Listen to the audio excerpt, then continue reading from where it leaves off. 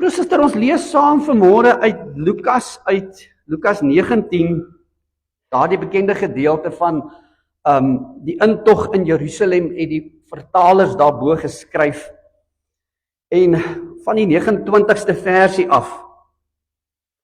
Hy sê, en toe hy naby Betfage in Betanië kom, by die berg van die Olyf genoem word, het 2 van sy disippels uitgestuur en gesê, gaan in die dorp reg voor julle, en julle daar inkom sal julle 'n eselvul vind, wat vasgemaak is, waar geen mens nog ooit op gesit het nie.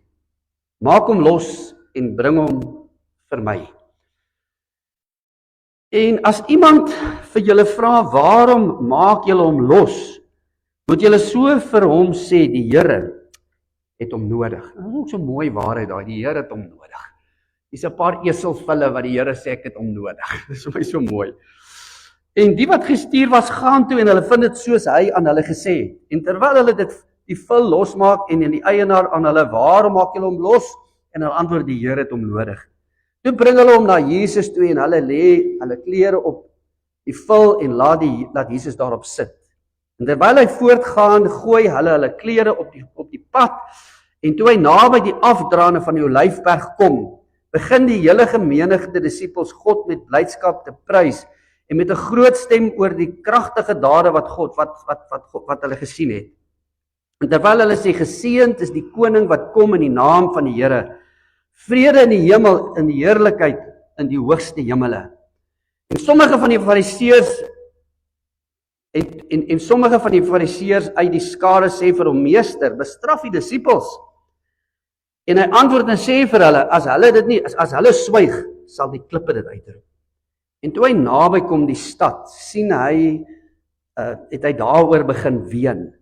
En gesê, as jy tog maar geweet het, ja, oor hierdie dag, wat vir jou die ding is wat tot jou vrede dien, maar nou is dit vir jou oë bedek. Want daar sal dae kom oor jou kom, dat jou vyande 'n skans rondom jou sal opwerp, en jou omsingel en jou van alle kante insluit, en hulle sal jou en jou kinders in jou teen die grond verpletter, en hulle sal nie een klip op die ander laat bly nie, omdat jy die gunstige tyd toe God jou besoek het, nie opgemerk het nie. Hier is vir my aangrypend, toe jy die gunstige tyd toe God jou besoek het, nie opgemerk het nie. Broer, suster, ek wil graag vanmôre na aanleiding van hierdie gedeelte, wanneer ons by Palm Sondag vanmôre kom, bietjie met u praat oor hierdie vraag. Ons lees daar in hierdie gedeelte dat hierdie skare het uitgeroep, Hosanna. En die vraag wat ek vanmôre vir u wil vra, wanneer ons uitroep Hosanna, wat sê ons? Nou die woordjie Hosanna in die Hebreëus beteken letterlik red ons. En die vraag wat ons vanmôre moet vra is, wanneer daardie mense uitgeroep het, red ons, wat het hulle gesê? En hierin lê vanmôre vir ons 'n groot waarheid rondom hierdie mense, en daarom Jesus uiteindelik geween het, en waarom uiteindelik hierdie woorde gesê het van, julle die tyd toe God julle besoek het, nie gesien nie. Nou om hierdie waarheid te verstaan, moet ons vanmôre eers 'n bietjie agtergrond gee. Jy moet verstaan, so as jy nou die Ou Testament seminar onthou, sal jy onthou het ons mos gesê van Maleagi tot Matteus 400 jaar. En in daardie 400 jaar was die Jode mos eers onder die Grieke gewees, onthou julle nou, die Grieke? En toe het hulle self vir so 100 jaar het hulle regeer onder die Makkabeërs. Almal gou so onder die Makkabeërs. Maar toe die Romeine mos in so 64 voor Christus, toe word die Romeine die wêreldmag van daardie tyd. Onthou die Romeine het mos nou die paaie gebou. Seker ek het lanklaas gedoen, ek onthou dit nog. Toe bou hulle mos die paaie. En ons sê mos wat ons mos nou gesê het, ons het mos sê dit was die ryke. Nou, jy moet onthou die ryke. En hoekom is dit belangrik? Want van 64 voor Christus tot omtrent so 134 na Christus was die Romeine die mag van daardie tyd. En die Jode het onder hulle mag of hulle heerskappy geleef. Maar jy moet hier iets verstaan, wat het in daardie tyd gebeur? Ek meen ons weet dat koning Herodes was omtrent so tot 4 na Christus was hy mos die die koning daar wat hy mos onder hulle, dis wanneer Jesus ook gebore is, onthou jy, dis hy wat die kinders doodgemaak het, onthou julle hom, en onthou julle vir Pilatus net daarna, hy was dan die kurator of hy was die hoof oor Jerusalem of Judea gewees, en dis hy wat mos eintlik gesê, kies wie julle wil hê, vir Barabbas of vir Jesus, onthou julle dit. Maar hier's die ding wat julle moet verstaan, die Jode het onder die Romeinse juk gelewe, en hulle het onder die Romeinse juk verarm. Hulle het letterlik as gevolg van die oormatige betaal van belasting, want onthou mos Jesus roep mos die minstekie en sê, wie se gesig is daarop, onthou julle dit, en dan sê hy die keiser, betaal aan die keiser. En wat gebeur is, baie van hulle het hulle eiendom verloor. Baie van hulle het letterlik in 'n slawemark beland, en sommige van hulle het dagloners geword. Met ander woorde, wat ons baie keer in ons strate vandag vind, hulle het letterlik alles verloor, hulle het niks meer gehad om te verloor nie. En letterlik het daar in hulle hierdie ongelooflike opstand en juk gekom teen hierdie oorheersing. En hierdie opstandigheid het gemaak verder, omdat die Romeine letterlik, hulle kon letterlik in die straat afloop en 'n Romeinse soldaat kom vir 'n burger sê, gee my wat jy het, vat my bagasie en loop 'n myl saam. Hulle was verneder, hulle was onderdruk, hulle was verarm, en hulle het begin in opstand kom. En jy moet verstaan, in die Ou Testament was daar alreeds hierdie verwagting van 'n Messias. En ek gaan verstaan hoekom hierdie ouens Jesus verkeerd verstaan het, want hulle het geglo die Messias sou kom in die lyn van Dawid. Want God het vir Dawid 'n ewige koninkryk beloof. Hulle het verder ook geglo, Jesaja 9:6, 'n seun is vir ons gebore. En hulle het geglo dat 'n seun vir hulle gebore sou word, wat hulle sou kom verlos van hierdie onderdrukking. Met ander woorde, hulle behoefte was na 'n politiese verlossing. Iemand wat ons sou kom verlos. Luister mooi, ons soek 'n beter lewe. Ons kry daarom nou swaar. Ons word onderdruk. Dit klink vir my soos die boere. Amen, ek hoor niks. En hierdie opstandigheid, ek meen, luister nou mooi, hulle land was ontheilig deur die teenwoordigheid van hierdie heidense mense. Selfs hulle minstens, hulle kon nie eers hulle eie hoërpriester aanwys, en die Romeine het dit vir hulle gedoen. Op sosiale vlak is hulle verneder. En jy moet verstaan, soos wat ons ook maar vind, het daar begin om so 'n nasionalistiese beweging te kom. Mense het begin om letterlik in opstand te kom. En dit sal natuurlik uiteindelik gelei het tot die vernietiging van Jerusalem en die hele ding wat by Masada gebeur het. Maar iemand nou verstaan, die gedagte van koning het vir hulle hierdie dinge gedagte gebring. As u die tweede Psalm lees en die Psalm 110 lees, het hulle geglo hierdie koning wat soos Dawid sou kom om hulle vyande te vernietig met 'n ysterscepter. Hulle het geglo dat hierdie een wat sou kom om hulle te verlos. En wanneer Jesus daardie Sondagoggend in Jerusalem ingery kom, 'n vervulling van Sagaria 9:9, jou koning kom na jou toe en hy ry op 'n donkie en hy's nederig van hart en sagmoedig. Toe hulle die woord koning hoor, toe sê hulle, hier is dit. Hier kom dit. En wanneer hulle begin uitroep, Hosanna, geseënd is hy wat kom in die naam van die Here, roep hulle uit, letterlik, red ons, verlos ons, Here, ons het nou genoeg gehad. En hier is 'n groot waarheid, geliefdes, vanmôre, wanneer hulle hierdie ding uitroep, red ons, verlos ons, roep hulle uit na 'n aardse verlossing. Hulle roep uit na 'n aardse verlosser. So hier in die 1900s, seker hier in die vroeë laat, ek dink 1980s, 90s rond, het ons in Suid-Afrika gehad, die sogenaamde bevrydingsteologie. Daar jare net voor die 1990s met die verkiesing in Suid-Afrika, was daar in die swart, onder die swart mense, 'n teologie wat hulle die bevrydingsteologie genoem het. Nou, hulle het geglo, Ellen Boesak, onthou julle vir Ellen Boesak en Desmond Tutu. Hulle het geglo dat Jesus Christus gaan terugkom met 'n AK-47 om die swart mense te verlos van die onderdrukking van die wit mense. Sien, dis dieselfde idee as julle verstaan wat ons probeer sê. Dis wat in hulle gedagte was. Dis wat hulle in gedagte gehad, wanneer hulle die palmtak, luister gemooi, wanneer hulle die palmtak, wanneer hulle die palmtak geswaai het, toe hulle die palmtak geswaai het, luister nou mooi, was dit 'n simbool, luister nou mooi, van nasionalisme en van opstandigheid. Hulle swaai nie daai palmtak en sê, so bly Jesus het gekom, hy gaan vir ons sterf nie. Wanneer hulle die palmtak slaan, moet jy verstaan, dit was 'n simbool van een symbool van nasionalisme en van bevryding.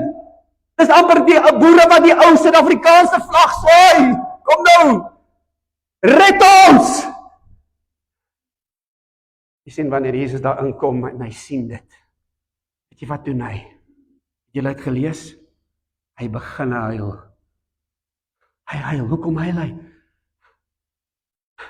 Want luister mooi, broer en suster, Jesus het nie gekom, hoor nou mooi, om daar die tipe bevryding te bring nie. Die vyand, iemand vanmôre verstaan, die vyand was nie Rome nie. Die koninkryk wat hulle gesoek het, was 'n aardse koninkryk, hoor nou mooi, 'n koninkryk, luister gou mooi, 'n koninkryk wat geografies is. Aanwoorde, 'n stukkie grond. Dis nie die tipe koninkryk wat Jesus bring nie. En die metode wat hulle gesoek het, was, hoor nou mooi, deur die mag van die swaard. Verpletter hulle, Here. Bevry ons van hierdie onderdrukkers. En hoor nou mooi, Jesus was nie so 'n tipe bevryder nie. Die vraag wat ek vanmôre vir jou en my wil uitvra, as ons vanmôre se uitroep, Here, red my. Wat vra jy? Waarvoor roep jy? Anders vir ons ook waar vanmôre. Want u moet vanmôre verstaan, Jesus wil vir ons duidelik om laat verstaan, dat die vyand was nie Rome nie. Hoor nou mooi, die vyand is jou hart en die sonde daarbinne. Die vyand is die dood en jou verlore toestand. Sien, Jesus kom verstaan iets, geliefdes, wat in ons wêreld nie verstaan word nie. Hy kom verstaan dat die probleem van die mens is die toestand van sy hart. Want hy sê, vanuit die hart kom hierdie dinge, slegte gedagtes en oorspel en hoerery. Gaan lees weer Markus 7 vers 21. Probleem met ons wêreld, geliefdes, is nie ons het beter politiese leiers nodig, ons het 'n beter politiese bestel nodig, ons het... Nee. Die probleem met ons wêreld is 'n geestelike probleem. Die probleem met die mens is 'n geestelike probleem. Die probleem met die mens, geliefdes, is 'n sondeprobleem. En dis dikwels in die kerk wat ons kom. Jesus kom nie as 'n morele hervormer nie. Weet julle wat bedoel ek met 'n morele hervormer? Ag oom, jy moet net nie so baie drink nie. En ja, en jy moet daarom so 'n bietjie minder vloek. Julle ken mos daai ding, ek het my pyp in die wat se bar en weet ken mos daai storie nou, nou. Ek het my pyp in die bar vergeet. Nee, Jesus het kom jy moet net so 'n bietjie beter wees. Liefde, Jesus kom nie as 'n godsdienstige hervormer. Maar hy kom nie as 'n maatskaplike werkster nie. Weet jy wat? Hy kom nie en sê, weet julle wat, julle moet daarom net bietjie weet, die armoede is daarom nou groot, julle sal bietjie vir die armes moet kos gee. Jy weet, en vrouens word daarom baie onderdruk, ons sal in die strate moet begin toi. Ons gaan bietjie toi. Ons moet bietjie weet, opstaan teen al hierdie sosiale ewels. Dit wys vir my, waar kom Jesus om die sosiale ewels, weet, slawerny was een van die grootste probleme in daai wêreld. En Jesus sê niks daaroor nie, hy noem dit nie eens nie. O nee, want dis die kerk, dis die Jesus wat daar in die wêreld gepreek word. Die Jesus wat vir jou sê, jy moet net bietjie beter wees. Die Jesus wat vir jou sê, jy moet net bietjie meer goed doen. Jy moet net 'n goeie mens wees. Hoe baie kom ek by begrafnisse? Dan sê hulle, ag, toe nie, ou Piet en ou Sari en Kos, hulle was sulke goeie mense. Dan sê ek, so wat? Dit beteken niks. Hy het nie gekom om van ons goeie mense te maak nie. Hy het gekom, wat nou, halleluja, om ons geredde mense te maak. Amen! Hy het gekom om ons tot bekering te roep. 'n sterwe in jouself, 'n omdraai. Hy kom om te sterf. Want wanneer hy in Jerusalem ingery kom en hulle roep koning, het jy geweet op daardie dag, die 10de Nisan, was die dag wanneer hulle die lammetjie gekies het vir die offer, vir die Pasga. En dan sou daai lammetjie vir daardie 4 dae in die huis kom bly, soos 'n klein little jy weet mos 'n troeteldier. Wie van julle het gou troeteldier? Iemand troeteldier. Julle mag mos nie troeteldier hê nie. Wie van julle troeteldier? Gou nou wie troeteldier nie? Julle nie diere nie. Wat is jou hond se naam? Kat. Frikkie. So Frikkie was 4 dae daar by jou in die huis. Jy het hom gekies. Wat nou mooi. En jy het nou vrek gelief geraak vir jou ou Frikkie. Wat nou mooi. En 4 dae later word Frikkie se keel afgesny en die bloed vloei. En 'n lammetjie wat gekies is. Geliefdes, hierdie mense hierdie kindertjies het met daai klein lammetjie gespeel. Hy was 'n little pet lamb, 'n klein troeteldiertjie in hulle huis. En daardie lammetjie vir wie hulle so lief geword het, word wat? Die offerlam. Die lam wat die bloed gee. Verstaan ons dit, mense? Gryp ons dit. Hy kom Jerusalem in as 'n koning, maar nie om te regeer nie. Hy kom in as 'n koning om geoffer te word as 'n lam. Maar hulle het dit nie verstaan nie. En dis nie wat hulle gesoek het nie. Maar ons is ook soms daar. Here, red my, ek sukkel finansiëel. En daar's niks fout om die Here te vra om jou te help met jou geld nie. Ek sê nie mag nie. Hy het regtig nie in die eerste plek gekom om jou paycheck beter te maak nie. Amen. Onthou. Hy kom nie ook, luister mooi sodat jy ek meen ouens en wie julle dis in baie kerke. God gaan jou ryk maak. O, Jesus het gekom, vir jou gesterf, maar hy gaan vir jou nou baie geld gee. Jy gaan vanaf nie meer arm wees. Wanneer ons uitroep, Here, red ons, watter tipe Jesus soek ons? Plus dit van ons baie Jesus is in ons wêreld, wat nie die Jesus is van die Bybel nie. Dis 'n valse Christus. En dis die wêreld waarin ons leef, hulle preek 'n ander Jesus. En wat het Paulus geskryf in Galasiërs 1, as iemand 'n ander evangelie preek, laat hom 'n vervloeking wees. 'n ander Jesus. 'n Jesus wat jou beloof, jy gaan nie weer moeilikheid hê, Jesus wat jou beloof, jy gaan ryk wees. Geliefdes, dis nie hoekom hy kom nie. Wanneer hulle uitroep, red ons, dan roep hulle uit, Here, red ons, want ons kry swaar. Here, red ons, want ons het alles verloor. Here, red ons van hierdie onderdrukkers. Here, red ons van hierdie vernedering. En ek kan dit verstaan. Ek sou dalk heel voor gewees het. Enige iemand, jy weet, ek sê altyd toe ek jonk was ek rebels. En nou dat ek ouer is, weet ek net hoekom. Wie van u het nie al in opstand gekom oor wat soms in ons land gebeur nie? Kom enigiemand. Geliefdes, ons vyand is nie die ANC nie. Jou vyand is die sonde in jou hart. En die feit dat jy van God geskei is. Dis die vyand. Geliefdes, die vyand vanmôre, die koninkryk wat Jesus gebring het, was nie vir ons 'n stukkie land aan die suidpunt van Afrika. Wat bring Jesus? Sy koninkryk. Hy sê, laat my koninkryk kom. Wat is sy koninkryk? Daar waar Jesus regeer. En daar waar Jesus regeer, sê hy, moet jy jou vyande lief hê. Jy moet hulle seën wat jou vervloek. Inteendeel, jy moenie vergeld nie. En as iemand, en hoor wat sê Jesus vir sy mense, as hulle 1 myl vra, dan loop die 2. Ek sal sê, om die dood nie. Dra jou eie goed. Ek meen, dit was vir hulle soos koue water. Wat bedoel jy, Here, maak hulle dood? Jesus sê, nee, wys my liefde vir hulle. sien ons wil hierdie Jesus dien, geliefdes, wat populêr is. Dis nie die Jesus waarvan die Bybel praat nie. Jy sien, hier is die groot ding. Wanneer ek en u vanmôre hier kom en ons saam met hulle in Jerusalem ingery kom, en wanneer ons uitroep, Here, red ons, is die vraag van wat? Van wat? Jesus het nie gekom om jou in die eerste plek te kom red van jou siekte nie. Want baie Christene gaan dood.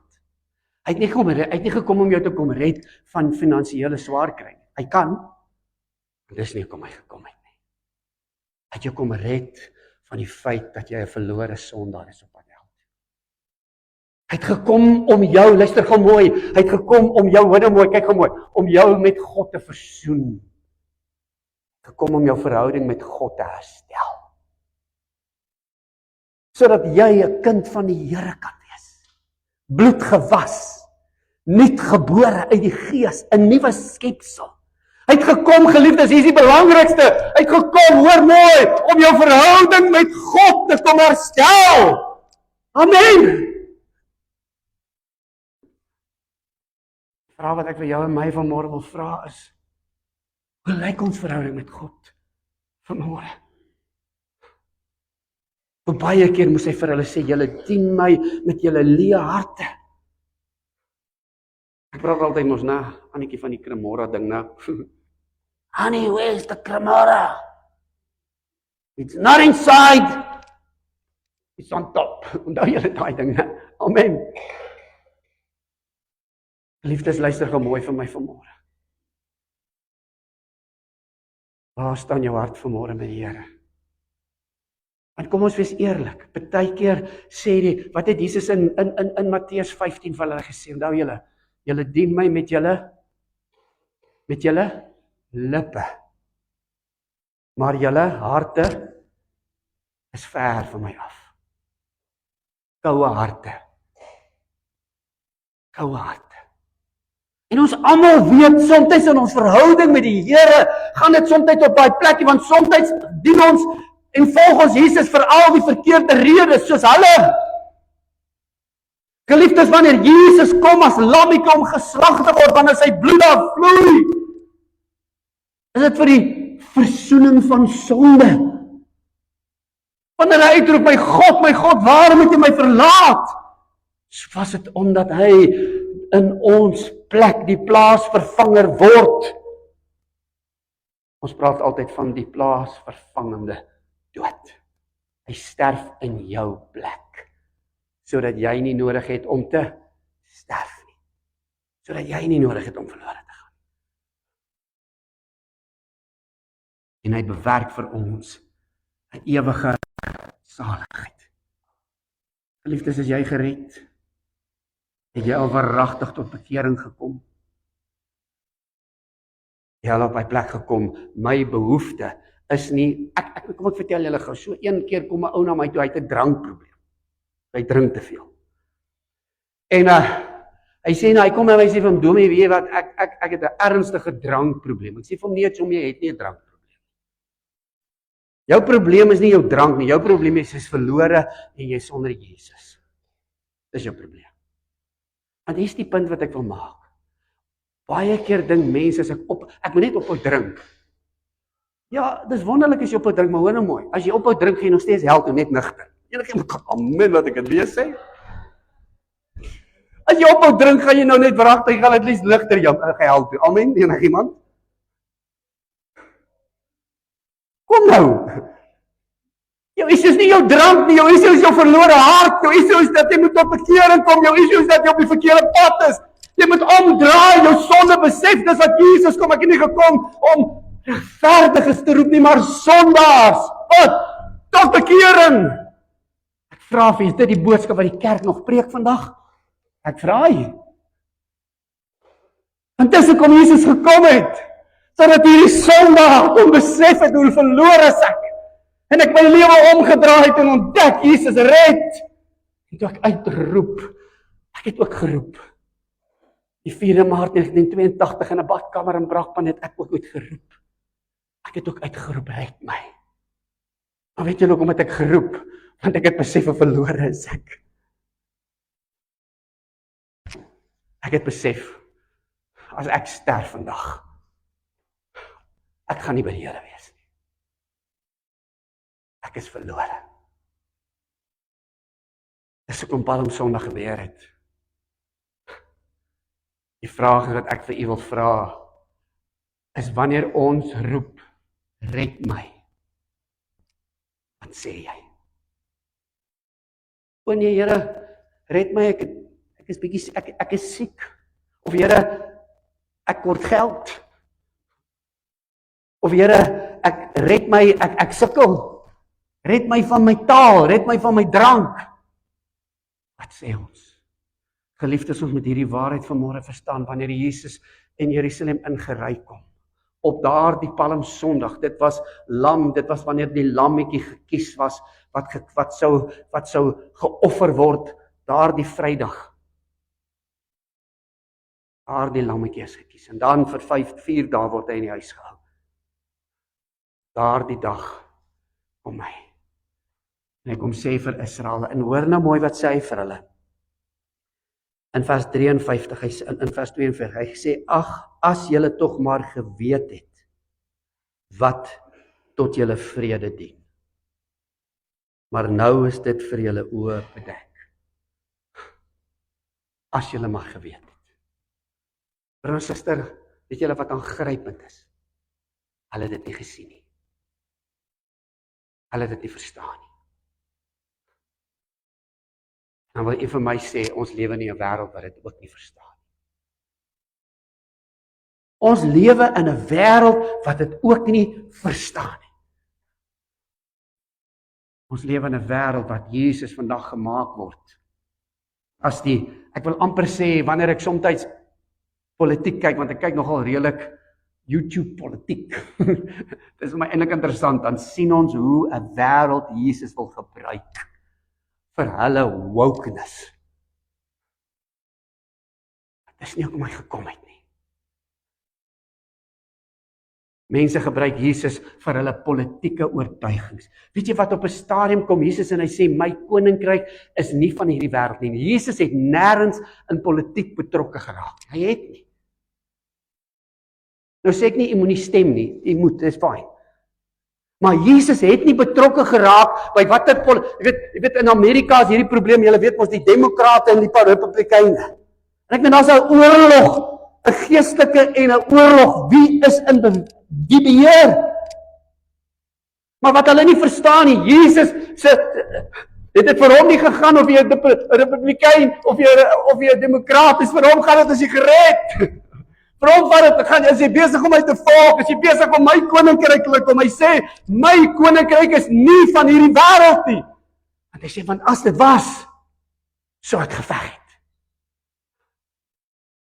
Onthou, Jesus het die eerste keer gekom om te kom suffer. Maar wanneer hy die tweede keer kom hy nie weer om te ly nie. Wanneer Jesus die tweede keer kom hy terug as 'n koning. En dan gaan hy hulle vernietig met die eerste scepter. Gaan lees die boek Openbaring. Ons moet dalk 'n bietjie oor Openbaring preek. Wanneer in Openbaring hoofstuk 4 Johannes opgerig word tot daar voor die troon van God en God die Vader sit met daardie boekrol in sy hand wat opgerol is met 7 seels, die titelakte van die wêreld. En dan vra hulle, wie is waardig om hierdie titelakte te vat en sy seels te breek? Dan begin hulle te huil, want niemand is gevind nie. Maar toe kom een van die ouderlinge. Hy sê, ons weet iemand kan.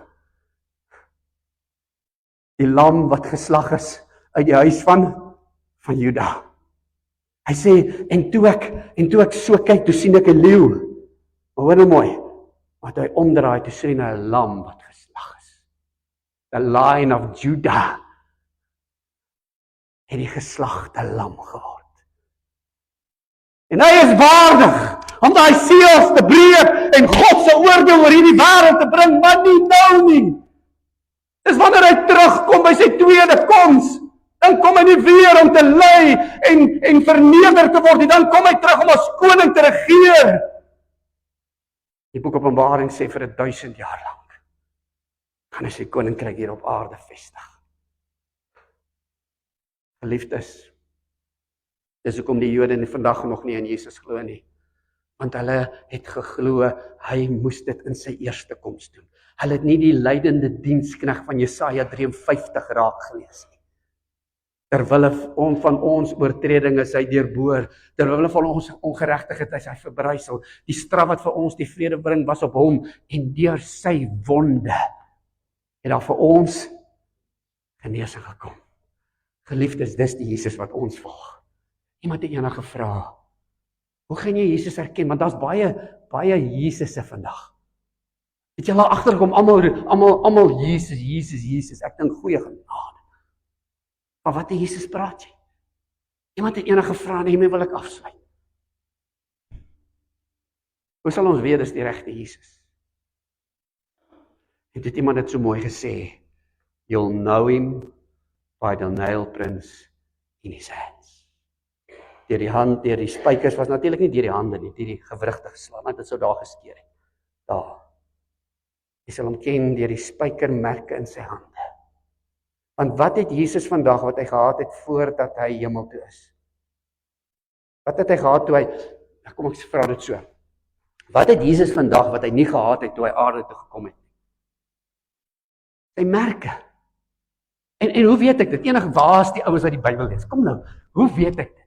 Enigiemand van my gou sê, kom onthou ons is meedeel. Kyk, hierdie kerk sit ons nie soos 'n klomp dooie mense kyk vir die dominee. Ha? Wat 'n gewaar. Thomas, kom nou. Onthou julle ongelowige Thomas, wat Thomas kom daai, was mos nie die eerste keer daar toe Jesus verskyn nie. Nou sê hulle ons het die Here gesien. Hy sê ek sal dit nie glo as ek dit wat? As ek nie die merke se sien nie, as ek hom nie sien nie. En nou is Jesus die tweede keer in die bovertrek is gesluit en next moment is Jesus deur die deur. Onthou het 'n verheerlikte liggaam. Hy loop deur daai deur of deur die muur, ek weet nie wat hy een nie, maar dis alles gesluit. Ek meen hy kan nie binnekom. En onthou julle wat sê Jesus vir Thomas? Help my. Thomas, kom hier. Jy glo mos nie. Kom. Voel. Daarom salig is hulle wat nie gesien het nie. Ons. En tog, help my, geglo het. Halleluja, mense. That's the real Jesus. Die een met die merke.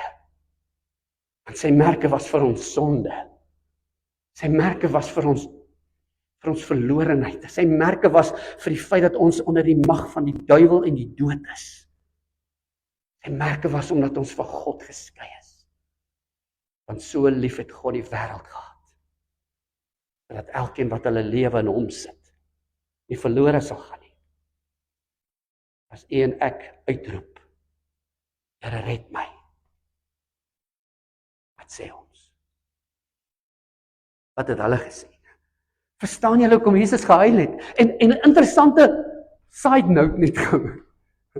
Jesus het 2 keer in die Bybel gehuil. Enigiemand kan my sê waar dit was? Hy het gehuil waar? Hier in Lukas 17 of ja, Lukas 19 en waar het hy nog gehuil? Kom nou, help. Ja, maar waar is Johannes 11 met Lazarus se opstanding? Maar hier is die verskil, 2 verskillende Griekse woorde word gebruik. Wanneer Jesus by Lazarus se graf huil, is die Griekse woordjie, hy het saggies gehuil. Maar die Griekse woord wat hier gebruik word, hy het kliphard gehuil. Het julle al ooit iemand gehoor huil? Wie van julle het al, en julle het nog nooit gehuil nie? Kom nou julle, dat jy snik soos jy huil soos jou hart, jy snik. Dis soos 'n klein dogtertjie of 'n seentjie. Amen, kom nou, julle wat klein kinders het. Jesus het letterlik gesnik soos hy huil. Hard. En in sy snik en sy huil, sê hy vir hulle, julle het nie verstaan nie. Julle het nie verstaan die vrede wat vir julle gebring word. Julle het nie verstaan nie. Ek het nie gekom om julle godsdienstige mense te maak nie. Ek het nie gekom om julle moralisties te maak nie. O ja, ons vloekie so baie nie, ons steel nou nie meer nie, ons gaan daar 'n bietjie kerk toe nie. Ek het nie gekom om julle ryk te maak nie.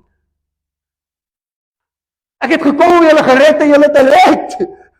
Ek het gekom om julle sonde op te los. Ek het gekom om julle met God te versoen. Ek het gekom om jou verhouding reg met God te maak. Is dit waar van u?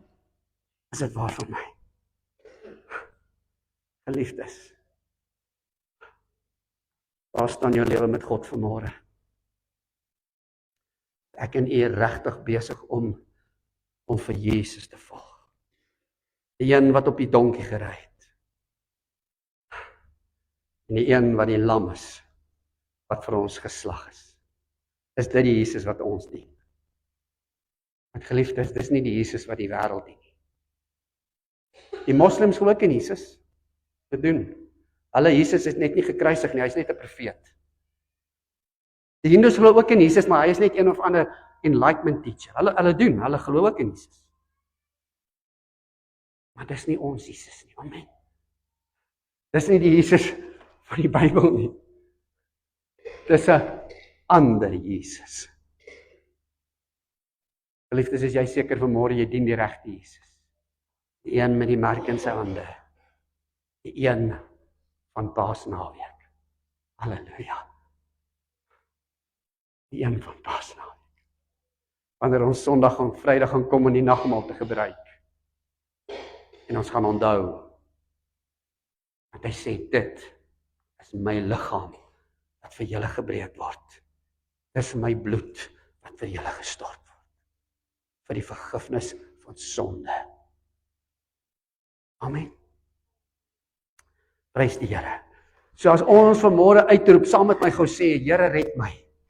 Saam met my, almal saam, Here red my. Vra ek vir wat bedoel jy?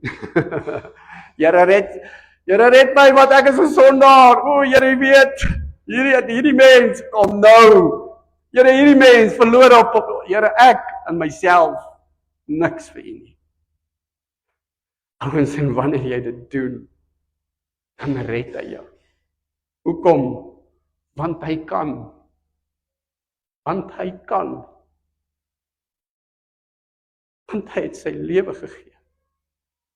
En daarom kan hy. Daarom is daar geen ander weg na God behalwe deur hom nie. Want hy is God wat nou mens kom word. En ouens, dis die sad story van Palm Sondag. Ons dink altyd Palm Sondag, swaai daai takkies ouens, waar dat ek nou nie weer jou tak kan haal nie. Swaai hom. Red ons. Maar wat sê hulle? Nie hulle verstaan nie. Amen. Maar weet julle wat, partykeer sit mense in die kerk en hulle verstaan. Amen, is ek verkeerd? Help my. Doenie, kom nou.